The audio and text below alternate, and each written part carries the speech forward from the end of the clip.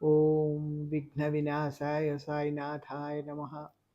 శ్రీవత్సవక్షసం శ్రీశం శ్రీలోలం శ్రీకరగ్రహం శ్రీమంతం శ్రీనిధిం శ్రీజ్యం శ్రీనివాసం భజేర్నిశం. బాబా తనని హృదయపూర్వకంగా పూజిస్తే శాశ్వత ఆనందాన్ని కలుగజేస్తానని ఉపదేశం చేశారు. ద్వారకామాయి చేరినంతనే భక్తుల పాపాలు పటాపంచలైతాయి. ద్వారకామాయికి ఎవరైనా రుణపడి ఉంటే వారు ఆ రుణము చెల్లించున్నట్లు చేసి వారిని రుణ విముక్తులుగా కావించును. నాకు ఇల్లు కానీ కుటుంబం కానీ లేవు, అందుకే నాకేమీ అక్కర్లేదు, నేనెప్పుడు సర్వస్వతంత్రుడను అని బాబా భక్తులతో తరచూ చెప్పేవారు. ఓ సాయినాథ, తేనెలు జాలువారే నీ వాక్కులు గుణాలు పరమ పవిత్రాలు. నీవు నిత్య సిద్ధ స్వరూపుడవు, పరమ పురుషార్థ రూపుడవు. ఈ భక్తుడికి నీవు ఆశ్రయం ఇచ్చి నీ దివ్య కమల నేత్రముల నుండి ప్రసారమగు తేజోకిరణములను నాపై ప్రసరింపచేసి ఆనందోత్సాహములతో నా మనస్సు పులకించే విధంగా అనుగ్రహించము తండ్రి. నిన్ను మనసారా ప్రార్థించే వరాన్ని కూడా నువ్వే అనుగ్రహించాలి. మహల్సాపతి వృత్తిరీత్యా స్వర్ణకారుడు, కానీ ఖండోబా దేవాలయంలోని పూజలు తప్ప మరేమీ పట్టించుకునేవాడు కాదు. అతనికి భార్య, ఒక మగపిల్లవాడు, 3 కుమార్తెలు కలరు. అతనికి ఏ ఆదాయము లేకపోయినా దిగులు చెందకుండా ఖండోబా మీద భారం వేసి జీవించేవాడు. బండిలోంచి దిగిన ఫకీరుని చూసిన తక్షణమే పరమేశ్వరుడే వచ్చినని తలచి బాబా అని, తర్వాత సాయిబాబా అని అప్రయత్నంగా పలికాడు. ఆనాటి నుంచి తల్లి, తండ్రి, గురువు, దైవము అన్నీ సాయే అని భావించి ఆరాధించి అతి ముఖ్య భక్తుడిగా బాబా కళ్ళ ముందు ఎల్లవేళలా అంటిపెట్టుకొని ఉండే పరమ భక్తాగ్రేసరుడు మహల్సాపతి. బాబాకి కూడా మహల్సాపతి అంటే ఎనలేని ప్రేమ. అతని నిస్వార్థపూరితమైన అచంచలమైన విశ్వాసం, భక్తి శ్రద్ధలు తిలకించి చలించిపోయి భక్త అని పిలిచేవారు. దుర్భర దారిద్ర్యం అనుభవిస్తున్న, జీవితం కొనసాగిస్తున్న, భార్యాబిడ్డలు పస్తులున్న తాను మాత్రం ఖండోబా పూజలు చేస్తూ తన మిగిలిన సమయాన్ని బాబా సన్నిధిలోనే గడిపేవారు. ఒక సందర్భంలో మహల్సాపతి, నాకు సిరి సంపదల కన్నా బాబా సన్నిధిని పడి ఉండే దారిద్ర్యమ సుఖము అని చెప్పాడు. కావాలి అనే కోరికలన్నీ విడిచి సర్వస్య శరణాగతివై పరమేశ్వరుని మీద మనస్సు నిలుపు, గమ్యం చేరుతావు. అప్పుడు బాబా నవ్వి, మహల్సా, నిన్ను నా నుంచి ఎవ్వరూ దూరం చేయలేరు. నేను పైకి వెళ్ళిపోయాక సరిగ్గా 4 సంవత్సరాలకి నీవు పుణ్యతిథి అయిన ఏకాదశి, ఈశ్వర స్వరూపమైన ఖండోబాకు ఇష్టమైన సోమవారం నాడు నా వద్దకు చేరుకుంటావు అని చెప్పారు. ఆగస్టు 13వ తేదీ 1886 సంవత్సరం భక్తుడైన మహల్సాపతితో, నేను శరీరం వీడిపోతున్నాను, నా శరీరాన్ని 3 రోజుల పాటు కాపాడు. నేను తిరిగి వచ్చానా సరే, లేకపోతే మసీదు ముందు ఖాళీ స్థలంలో నన్ను ఖననం చేసి గుర్తుగా 2 జెండాలు పాతించు అని ఆదేశించాడు. ఆయన ఊపిరి నిలిచిపోయింది, నాడి ఆడటం లేదు. అందరూ వచ్చి విచారణ చేసి సాయి మరణించారని తీర్మానించి ఆయన శరీరం పాతిపెట్టాలని పట్టుపట్టారు. కానీ మహల్సాపతి అంగీకరించలేదు. తన భగవాన్ మరణించలేదని, తప్పక 3 రోజుల్లో తిరిగి వస్తారని, అంతవరకు బాబా శరీరాన్ని కాపాడే బాధ్యత తనదేనని నిశ్చలమైన ప్రేమతో 3 రోజులు నిద్రాహారాలు మాని సమాధి స్థితిలో కూర్చుండిపోయారు. ఆగస్టు 16, 1886 సంవత్సరం బాబా శరీరం నుంచి మహల్సా అన్న అనురాగపూరితమైన పిలుపు విన్న మహల్సాపతి ఆనందానికి అవధులు లేవు. శ్రీ సాయిబాబా వారు జనన మరణాలకి అతీతులు. శ్యామ అనే భక్తుడు సాయి సేవలో నిరంతరం గడిపేవాడు. అతని అసలు పేరు మాధవరావు దేశపాండే. ఒక సందర్భంలో సాయి అతనిని శ్యామ అని పిలిచారు. శ్యామ అంటే కృష్ణ అని అర్థం. అప్పుడప్పుడు శ్యామాని ఒరే శ్యామ అని కూడా పిలిచేవారు. పామర భాషలో శ్యామ అంటే కిష్టిగాడు అని అర్థం. బాబాను దేవా అని పిలిచేవాడు శ్యామ. అతడు సాయి భక్తులకి, భగవంతుడికి వారధి వంటివాడు. శ్యామను ఒకసారి పాము కరిచింది. అతని మిత్రులు చికిత్స చేయించబోయారు. అప్పుడు శ్యామ బాబా వద్దకు పరిగెత్తాడు. విషం శరీరం అంతా వ్యాపించింది. అతనికి మరణం తప్పదని అందరూ అనుకున్నారు. బాబా శ్యామను చూడగానే, ఓరి దుష్ట బ్రాహ్మణుడా, మసీదు మెట్లెక్కావో జాగ్రత్త, పొమ్ము, కిందకు పొమ్ము అని గర్జించారు. బాబా నోటి మాటలు వెలువడిన తక్షణమే పాము విషం దిగిపోయింది. శ్యామకు బాధ నుంచి విముక్తి కలిగింది. శ్యామ బాబాకు ప్రియభక్తుడు. అతడు మూల వ్యాధితో బాధపడేవాడు. వానికి బాబా సోనాముఖి కషాయం తాగించారు. వెంటనే వ్యాధి నివారణ అయింది. మరొకసారి అదే వ్యాధి వచ్చినప్పుడు సాయి అనుమతి పొందకుండానే అదే కషాయం తాగాడు. వ్యాధి ముదిరింది. తన తప్పిదం తెలుసుకొని బాబాను ఆశ్రయించాడు. సాయి అనుగ్రహంతో నివారణ అయింది. నానా సాహెబ్ చాందోర్కర్ అహ్మద్ నగర్ జిల్లా కలెక్టర్ కార్యదర్శిగా పనిచేశాడు. అతడు సాయి గురించి, వారి మహిమలను గురించి విన్నాడు. కానీ అతని హోదా, ఆత్మాభిమానం ఫకీరు దర్శనానికి అడ్డు తగిలేవి. అయితే వానిని బాబా అంత త్వరగా వదిలిపెట్టలేదు. తరచుగా బాబా, నా భక్తుణ్ణి నేనే ఎన్నుకుంటాను, నా దగ్గరకు కావాలని రాకపోయినా నా భక్తులకు నా దగ్గరికి రప్పిస్తాను.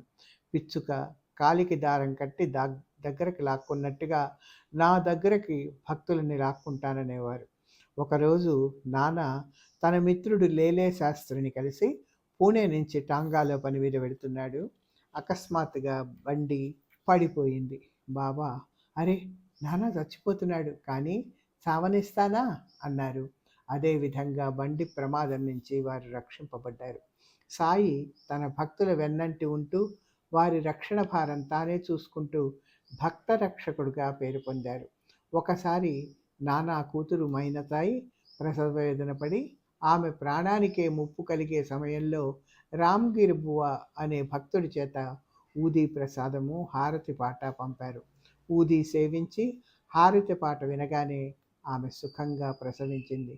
నానాకు ఒకసారి చోడ్గావ్ అనే అడవిలో తిరుగుతున్న నగ్నయోగిని బన్నూబాయిని చూడాలనే వాంఛ కలిగింది.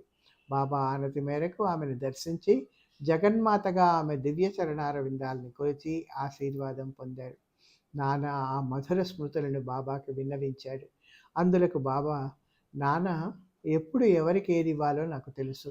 నా బిడ్డల హృదయ పరిణితిని బట్టి నేను వారి కోరికల సాఫల్యత ప్రసాదిస్తానని చెప్పారు. నానా కుమార్తె, అల్లుడు హఠాత్తుగా మరణించారు.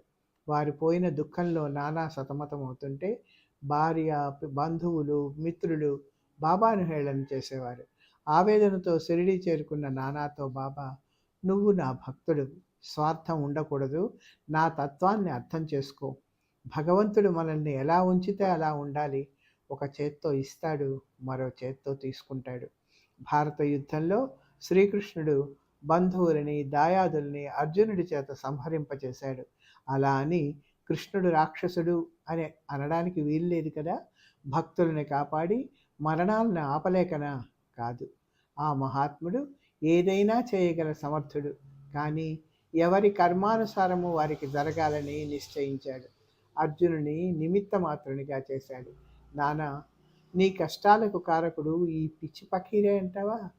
నీవే ఇంత బాధపడుతున్నావు, మరి నీ అల్లుని తల్లిదండ్రులు, వారి ఒక్కగానొక్క కొడుకు మరణించినందుకు వారెంత చింతిస్తారో ఆలోచించు.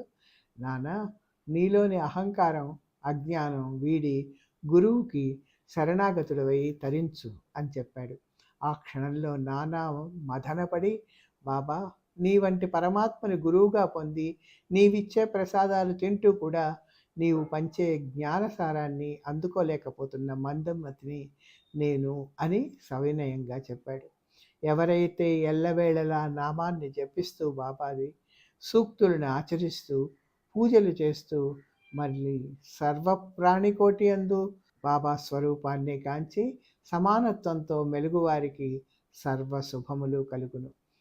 తన కథలు వింటే సర్వరోగాలు మాయమవుతాయని, శ్రద్ధాభక్తులతో కథలు వినే వాళ్ళకి శాంతి సౌఖ్యాలు కలుగుతాయని బాబా చెప్తూ ఉండేవారు. ఓర్పునకి మించిన తపస్సు లేదు. గుణాలను పెంచుకోండి, గుడులను కాదు. చేసిన మేలు వ్యర్థం కాదు, చేసిన కీడు వృధా పోదు. తాత్యా కోతే పాటిల్ బాయాజాభాయి అనే భక్తురాలి కొడుకు. ఆ బాలుడు బాబాను మామా అని పిలిచేవాడు. బాబా ఒడిలో చేరి ఆటలాడుతూ ఉండేవాడు. ఆ పిల్లవాడికి బాబాతో ఉన్న అనుబంధం గొప్పది. తాత్యాను నా ప్రాణంతో సమానంగా చూసుకుంటాను అని సాయి బయాజాబాయికి మాట ఇచ్చారు. ఆ మాట పూర్తిగా నిలుపుకున్నారు. ఒకరోజు బాబా తాత్యాని పల్లె విడిచి వెళ్ళొద్దు అని చెప్పారు. కానీ అతడు బాబా మాట వినక టాంగాలో వెళుతుంటే అది కూలబడింది. బాబా వారి అనుగ్రహంతో పెద్ద దెబ్బలు తగలలేదు. తాత్యా ఎప్పుడూ బాబాతోనే పడుకునేవాడు. అతని తండ్రి చనిపోయాక బాబా తాత్యాను ఇంటి వద్ద పడుకోమని చెప్పారు. 1918 సంవత్సరంలో తాత్యాకు జబ్బు చేసినప్పుడు వానికి బాబా పాయసం తినిపించారు. అప్పుడు బాబా అతనితో ఇలా అన్నారు: ఒరేయ్ తాత్యా, మనిద్దరి కోసం 2 ఉయ్యాలలు తెప్పించాను, కానీ నేను ఒక్కడినే వెళతాను. అందుకే ఒక ఉయ్యాల వెనక్కి పంపించేశాను. నువ్వు ఉండు అని బాబా అన్నారు. ఆ మాట నిలుపుకున్నారు. తాత్యా ప్రాణాలను రక్షించి తన దేహాన్ని చాలించారు. గణపతిరావు సహస్రబుద్ధేను దాసగొను బాబా కాలాభిల్లు అనే గజదొంగ బారి నుంచి రక్షించారు. దాసగను సాయిబాబాపై హరికథా కీర్తనలు రాశాడు. ఒక శివరాత్రి సందర్భంలో దాసగను 3 మైళ్ళ దూరంలో ఉన్న గోదావరి జల స్నానానికి బాబా అనుమతి కోరాడు. అప్పుడు బాబా శిలపై కూర్చుని తన పాదాల కింద నుంచి గంగాజల ప్రవాహం తెప్పించాడు. భక్తులు ఆ జలాన్ని తీర్థంగా సేవించారు. ఒకసారి బాబా ఆదేశం ప్రకారం దాసగను బొంబాయి కాకా దీక్షిత్ ఇంటికి వెళ్ళాడు. అచ్చటి పనిపిల్ల తనకేం లేకపోయినా ఆనందంగా ఉంది. ఎవరో ధరించిన నారింజ పండు రంగు చీరను గురించి అద్భుతంగా రకరకాలుగా వర్ణిస్తూ పాడుకుంటోంది. ఆమె కట్టుకున్న చిరుగుల పావడా గురించి దుఃఖపడలేదు.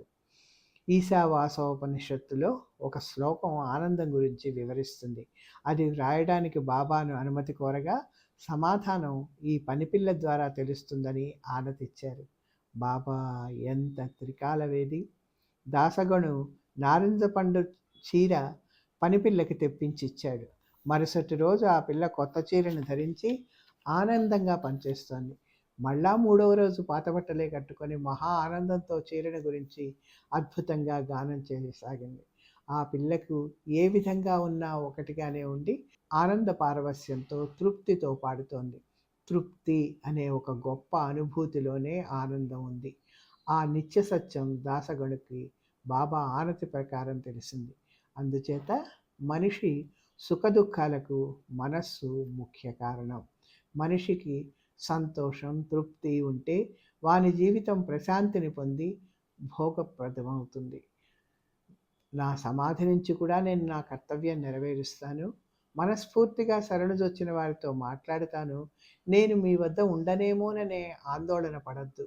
మీ క్షేమ సమాచారాలు నేను కనుక్కుంటూనే ఉంటాను. ఎప్పుడు నన్నే జ్ఞాపకం ఉంచుకోండి. హృదయపూర్వకమైన నమ్మకం ఉంచండి. అప్పుడే మీరు మేలు పొందుతారు అనేవారు సాయి. మనకి ఆ భగవంతుడు ప్రసాదించిన దానితో తృప్తి చెంది సంతోషంగా ఉండాలి. ఈ భక్తుల కథలు చెప్పడంలో మనం నేర్చుకోవాల్సింది ఏంటంటే, అంతా విధి ప్రకారమే, కర్మానుసారంగానే జరుగుతుంది.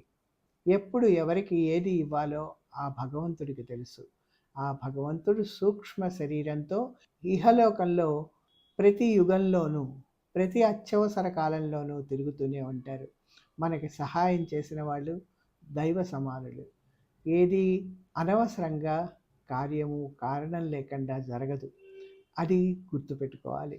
విధిని ఎవరు తీసివేయలేరు, కానీ కొన్నిసార్లు వాయిదా వేయచ్చు, కొంత తృప్తి కలగచ్చు, కొంత ఆ భగవంతుని హెచ్చరికగా కూడా భావించవచ్చు.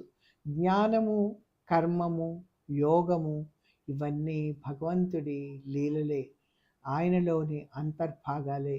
ఎవరైతే భక్తి శ్రద్ధ కలిగి ఆ భగవంతునిలో సర్వస్య శరణాగతి పొందుతారో, అంటే నేను నువ్వు వేరు కాదు, ఇద్దరము ఒకటే, సమస్త ప్రాణికోటిలోనూ ఆ భగవద్ దర్శనాన్ని ఎవరైతే దర్శిస్తారో, గమనిస్తారో, అనుభవిస్తారో వారి కోరికలకి అదుపు ఏర్పడుతుంది.